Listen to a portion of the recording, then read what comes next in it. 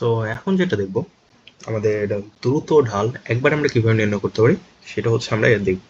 So উপরে হচ্ছে প্রসিডিউরটা লেখা আছে, আমরা এটা কমপ্লেক্স মোডে করব। অলরেডি আমরা কমপ্লেক্স মোডে আছে।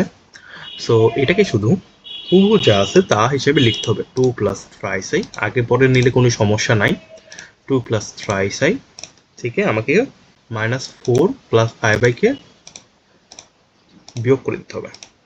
দেন ইকুয়ালে চাপ দেওয়ার সাথে সাথে আমার আসলে 6 মাইনাস টোয়াইস আই, এটা হচ্ছে আমাদের ভ্যালু দিল।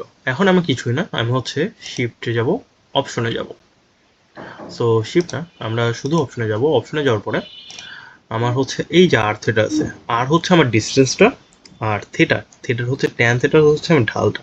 আমি একে চাপ দেওয়ার সাথে সাথে আমার ডিস্টেন্স চলে আসছে, আর এই আমার ঢাল 18.4349।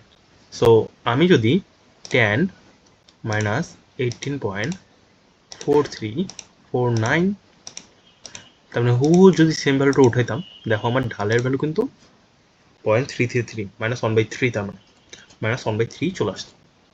সো এইভাবে হচ্ছে সহজেই দূরত্ব ঢাল নির্ণয় কিন্তু সম্ভব।